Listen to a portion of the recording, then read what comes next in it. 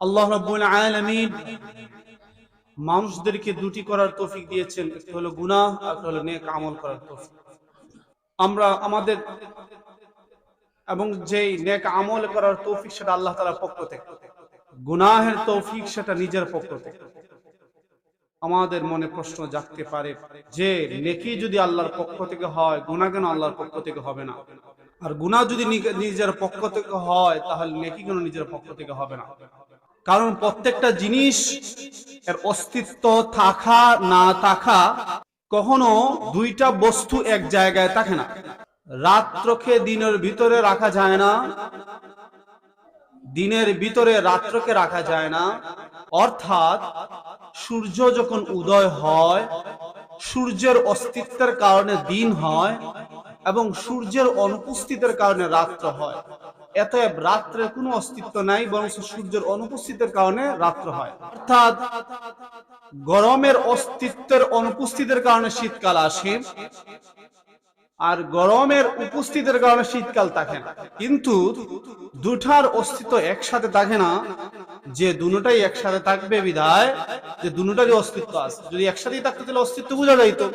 তেমনি ভাবে আল্লাহ রাব্বুল আলামিন যাকে নেক আমল করার তৌফিক দেন সে নেককার, আর যাকে নেক আমল করার তৌফিক দেন না তার অস্তিত্বের উপর ছেড়ে দেন, তার হালতের উপর ছেড়ে দেন, তখন ওই মানুষ তার নিজের অভ্যাসগত গুনাহের দিকে ধাবিত হতে থাকে।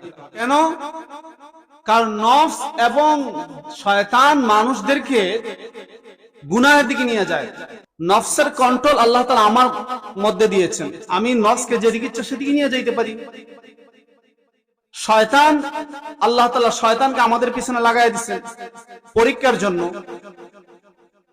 এত গুনাহের জন্য আল্লাহর তৌফিক প্রয়োজন হয় না, নিজের নফস এবং শয়তানই যথেষ্ট। কিন্তু নেক আমল করার জন্য আমার নফস সহযোগিতা করে না, শয়তান সহযোগিতা করে না, এতে আল্লাহর তৌফিক প্রয়োজন হয়।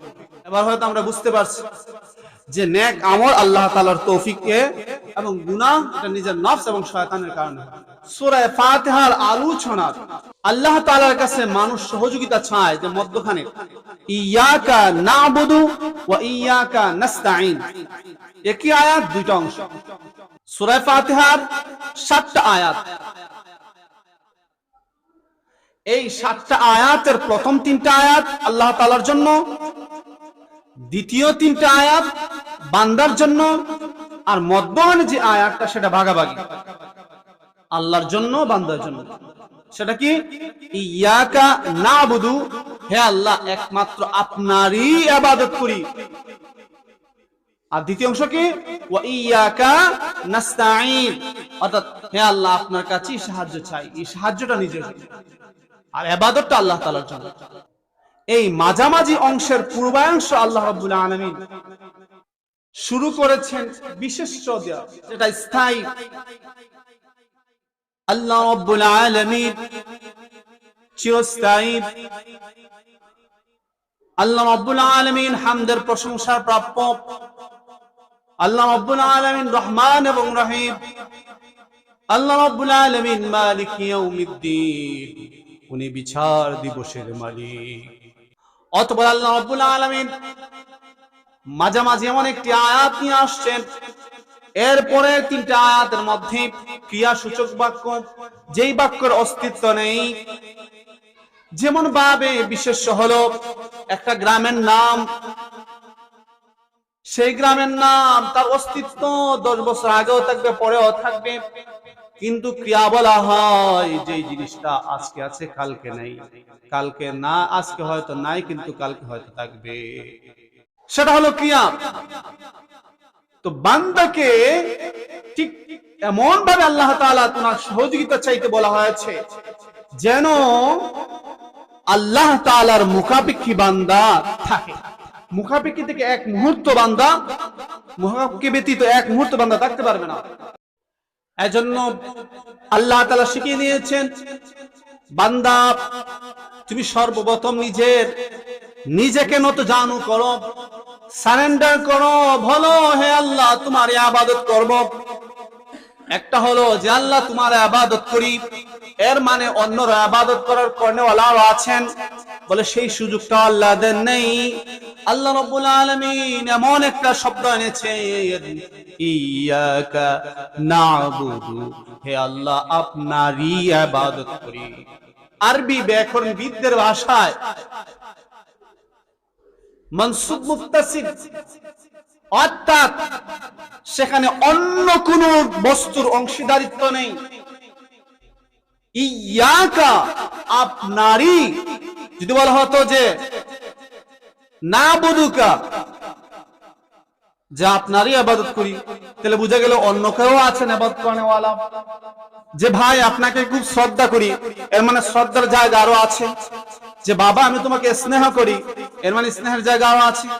আরেকটা হলো যে চাচা আপনাকেই আমি শ্রদ্ধা করি, এর মানে আপনাকে ছাড়া আর কাউকে আমি শ্রদ্ধা করি না। আল্লাহ রাব্বুল আলামিন বলেন ইয়াকা না'বুদু, শিখিয়ে দিয়েছেন বান্দাকে, বান্দা বলো হে রব আপনারই ইবাদত করি। অতবার বান্দাকে শিখিয়ে দিয়েছেন ওয়াইয়াকা নাস্তাঈন, আপনার কাছে সাহায্য চাই, কোন মাখলুকের কাছে সাহায্য চাই না। নাস্তাঈন এমন একটা শব্দ, মানুষ চেষ্টার পর যে সহযোগিতা চায় সেটা হলো ইস্তাআনা। শব্দটার মূল ধাতু হলো ইস্তাআনা, মানুষ চেষ্টার পর যখন সহযোগিতার প্রয়োজন হয় সেটা হলো ইস্তাআনা। একজন মানুষ শ্রীমঙ্গলের দিকে রওনা দিচ্ছে তার বাইক নিয়ে, পল্লবিদ্যুতের পাশাপাশি যাওয়ার পর তার বাইকের পাংচার হয়ে যায়, তেল শেষ হয়ে যায়। এখন সেই বাইকটা নিশ্চয় চলতেও পারে না, অন্য সহযোগিতা নিয়েছে, একটা ভ্যানের উপর তুলে দিয়েছে। ওই ভ্যানওয়ালা যে তার মোটর বাইকটা তুলেছে সেটা হলো ওই মোটর ভাই তাকে ইস্তেআনা করেছে। এখন যদি কেউ বলে যে আমাকে কেউ সহযোগিতা করার জন্য ঘরে আসুক তারপর আমি শ্রীমঙ্গল যাব, সেটা ইস্তেআনা নয়, সেটা ইস্তেআনা নয়। বরং চেষ্টা করার পর যখন সহযোগিতার প্রয়োজন হয় তখন সেই সহযোগিতার চাওয়াটাই হলো ইস্তেআনা।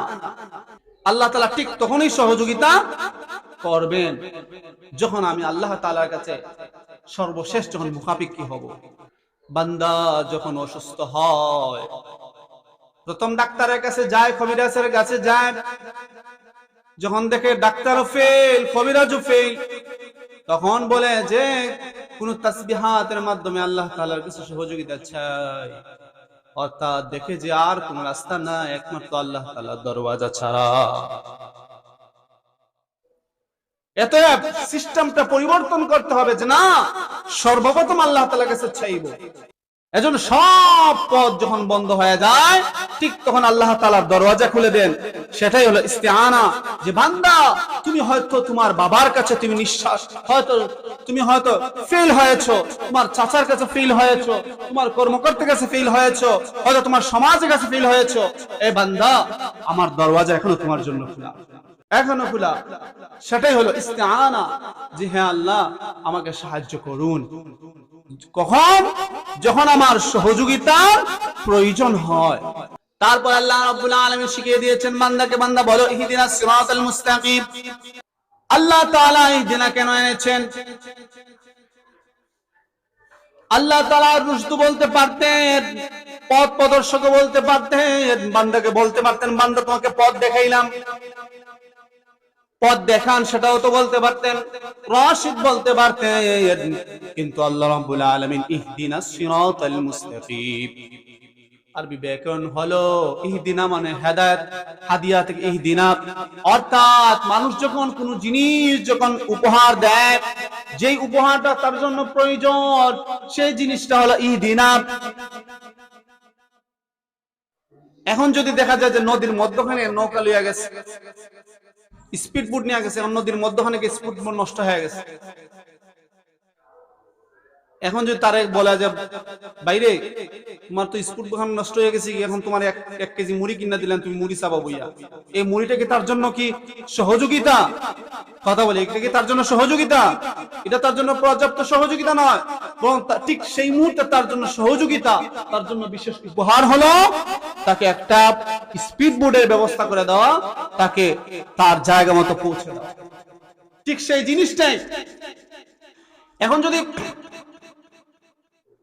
আমি চা বাগানের মধ্যে গিয়ে বসলাম, আর পথ হারায় ফেললাম, আর কিছু লোক বলল যে ভাই তোমাকে 2টা টাকার বিস্কুট কিনে দিলাম, তুমি বিস্কুট খাও, এই যে পথ সেটা দেখা দেখা যাও, সেটা সহযোগিতা নয়, বরং আল্লাহ তাআলা ইহদিনা দ্বারা সেটাই বুঝিয়েছেন যে বান্দা তুমি হয়তো যখন এমন একটা জায়গায় তুমি ফেল করেছো, সাগরের মধ্যে কেন তুমি হারিয়ে গিয়েছো, তোমাকে আমি ইহদিনা অর্থাৎ তোমাকে আমি এমন একটা স্পিড বোটের ব্যবস্থা করে দিচ্ছি যেখানে একবারে পথ পর্যন্ত নিয়ে যায়, সেটা হলো ইহদিনা সিরাতাল মুস্তাকিম, অর্থাৎ সরল সঠিক পথ। সিরাত হলো পথ, যে আল্লাহ তাআলা বান্দাকে পথ দেখায়া একবার নিরাপদ জায়গায় নিয়ে পৌঁছানো হলো ইহদিনা। আর কোন পথ? যে পথটা সরল সঠিক, আল্লাহ শিখাচ্ছে।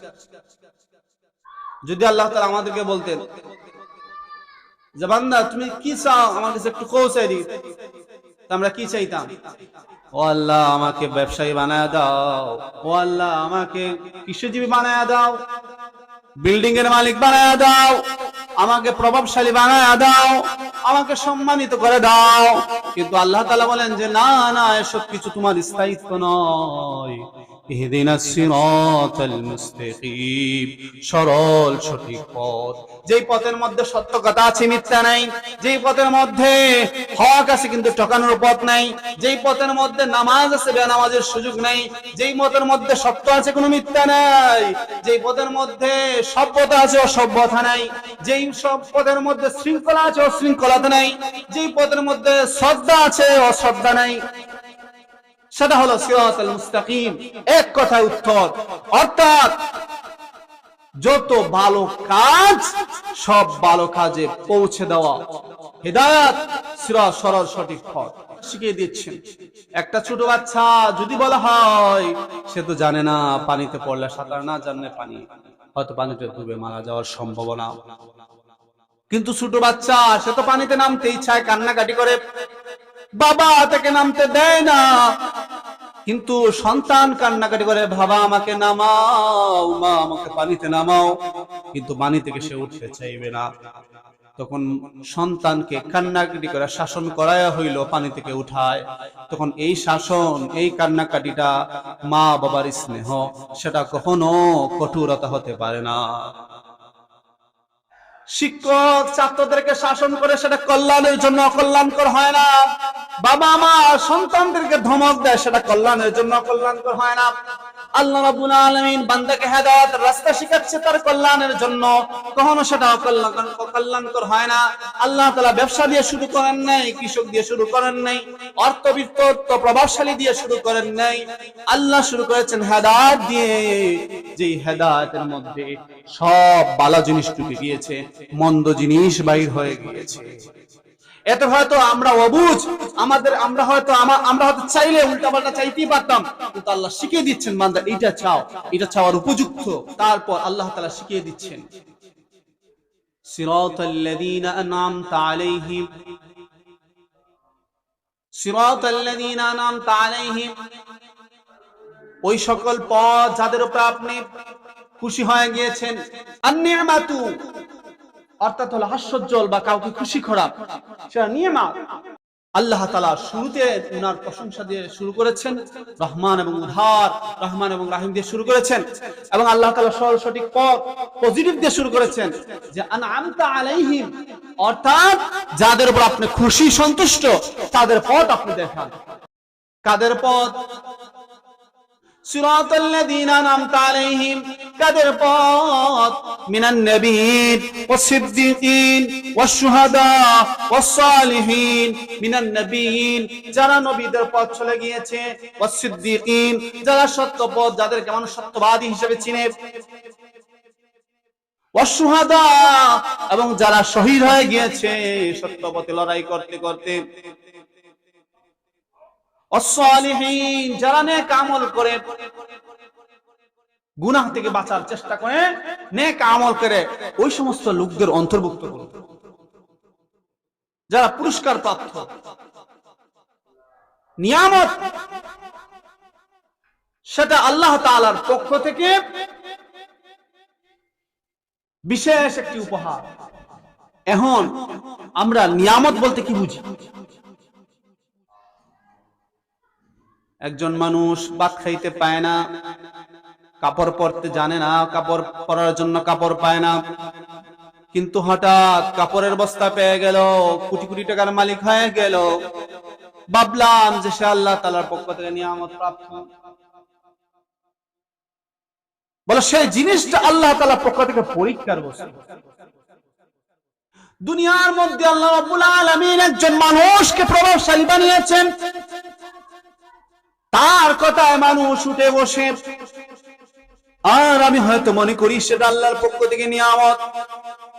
ও আল্লাহর বান্দা, আল্লাহর গোলাম, শুনে রাখো, আমাকে যে আল্লাহ তাআলা প্রভাব প্রতিপত্তি দিয়েছেন, অর্থ দিয়েছেন, সৌন্দর্য দিয়েছেন, বংশ দিয়েছেন, মর্যাদা দিয়েছেন, আমাকে আল্লাহ তাআলা যে ইজ্জত দিয়েছেন, শুনে রাখো বান্দা, এগুলো পরীক্ষার বস্তু।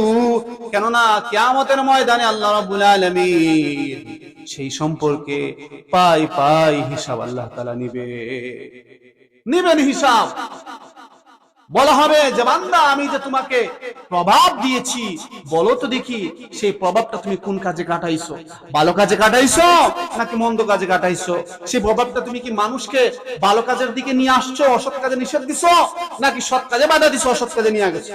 বান্দাকে যখন অর্থের প্রশ্ন করা হবে যে আল্লাহ বলবেন যে তোমাকে যে অর্থ দিয়েছি সেই অর্থ দিয়ে কি করছো? বান্দা বলবে যে আল্লাহ, আমি সেই অর্থ দিয়ে কোনো কিছুই করতে পারি নাই। আল্লাহ তাআলা আসামির কাঠগড়ায় দাঁড় করায় দিবে। যদি পরীক্ষার বস্তুই হয়, যদি হিসাবের মুখোমুখি হতেই হয়, তাহলে সেটা কি পরীক্ষার বস্তু নাকি নিয়ামত? নিয়ামত হলো এমন একটা জিনিস যেটার কোনো বিনিময় নাই, যেটার কোনো রিবেক নাই, যে সেটার বিনিময় দিতে হবে, সেটা হলো নিয়ামত। কিন্তু আল্লাহ তাআলা এইখানে নিয়ামত বলতে কি বুঝাচ্ছে? আল্লাহ তাআলা নিয়ামত বলতে বুঝাচ্ছে যে আমি আল্লাহ তাআলার একত্ববাদ স্বীকার করব, নামাজ আদায় করব, আল্লাহ তাআলা হালাল রিজিক আল্লাহ তাআলা প্রশস্ত করেছেন, সেটার জন্য আফিয়াত সালামাত যে আল্লাহ তাআলা দিচ্ছেন, নিরাপত্তা দিচ্ছেন, সেই সম্পর্কে সেই নিয়ামত আল্লাহ তাআলা বলছেন। আল্লাহ তাআলা সাথে সাথেই বলে দিয়েছেন, গায়রিল মাগদুবি আলাইহিম ওয়ালাদ-দাল্লিন, এবং তাদের পথ নয় যারা, যাদের উপর আপনি অসন্তুষ্ট, ওয়ালাদ-দাল্লিন এবং পথভ্রষ্ট। এখানে দুই কিসিম, একটা হলো মাগদুবি আলাইহিম অর্থাৎ শাস্তির প্রাপ্য বা যারা আল্লাহ তাআলা যাদের উপর অসন্তুষ্ট, আর একটা হলো ওয়ালাদ-দাল্লিন অর্থাৎ আদ-দাল, দালাল অর্থাৎ পথভ্রষ্ট। দুইটা কিসিম। দাল্লিন বলতে কাদেরকে বোঝায়? দাল্লাহ কাদেরকে বোঝায়? যাদের দিলের মধ্যে ঈমান নাই, আল্লাহকে এক বলে স্বীকার করে না, যারা নবী রাসূলকে রাসূল বলে স্বীকার করে না, তারা হলো পথভ্রষ্ট। তাদের জন্য জান্নাত নেই, তাদের জন্য হাসর নাসর কিচ্ছু নাই, বিনা হাসরে বিনা বিচারে তারা জাহান্নামী। মাগদুবি আলাইহিম কারা? অসন্তুষ্ট কারা? বলে যারা ঈমান এনেছে, যা আল্লাহ রাসূলকে নবী জেনেছে, জানার পরেও যারা আল্লাহর অবাধ্যতা করে, তাদের কথা। দুই কিসিম। আল্লাহ তাআলা শিখাচ্ছেন যে বান্দা বলো, যাদের উপর আপনি অসন্তুষ্ট, এই সমস্ত পথ থেকে আমাকে হেফাজত করুন, এবং ওই সমস্ত লোক থেকে হেফাজত করুন যারা চিরস্থায়ী পথভ্রষ্ট। এখন প্রশ্ন জাগতে পারে, আল্লাহ তো আমাকে ঈমান দিয়েছে, এখন তো পথভ্রষ্ট হওয়ার কোনো সুযোগ নেই। ও আল্লাহর বান্দা, আল্লাহর গোলাম, শুনে রাখো, আমার ঈমানের উপর আমার কোনো গ্যারান্টি নেই, আমার ঈমানের উপর আমার কোনো অস্তিত্ব নেই, আমার ঈমান কখনো চিরস্থায়ী নয়। এমন অসংখ্য মুসলমান আছে যে অসংখ্য মুসলমানরা ঈমান আনার পরও সে মুরতাদ হয়ে গিয়েছে। এমন অসংখ্য মুসলমানের ঘরে সন্তান আছে যারা নাস্তিক হয়ে যাচ্ছে, বর্তমানে অসংখ্য মানুষ বাবা তার নামাজি পরহেজগার আল্লাহওয়ালা, সন্তান নাস্তিক হয়ে বসে আছে। এমন একজন মানুষ আমাদের এলাকার মধ্যে, বাবা নামাজি হজ করেও আসছে, পাক্কা নামাজি, কখনো নামাজ ছাড়ে না, রোজা ছাড়ে না, কিন্তু তার মেয়ে উচ্চ শিক্ষিত কিন্তু নাস্তিক হয়ে বসে আছে। পর্দাকে স্বীকার করে না, পর্দা স্বীকার করে না, আউলিয়া কেরাম এগুলো স্বীকার করে না, এগুলোকে দিয়ে তুচ্ছ তাচ্ছিল্য করে, সে নাস্তিক হয়ে গেছে। এজন্য আমার ইমানের উপরও আমার ভরসা রাখা যাবে না, এবং সহযোগিতা চাইতে হবে। কেউ বলে যে আমি নামাজ পড়ি না কি হয়েছে, রোজা রাখি না কি, আমার ইমান বড় মজবুত।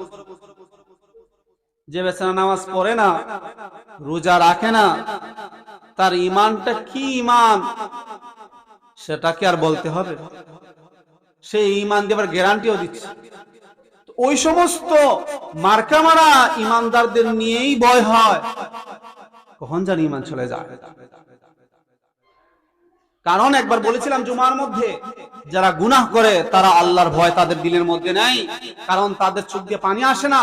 আর যারা নামাজ পড়ে গুনাহ আল্লাহর ভয় আছে, তারা গুনাহ থেকে বাঁচার চেষ্টা করে, নেকি করে, এবং গুনাহ থেকে বাঁচার জন্য, নেকি বেশি করার জন্য আল্লাহর কাছে চোখের পানি ফেলায়। এতে যে বেচারা নামাজ পড়ে না, ইমান ঠিক আছে, হে কি জাত ইমানদার, আমাদের বুঝতে বাকি নেই। আল্লাহ তাআলা আমাদেরকে বোঝার তৌফিক দান করুক।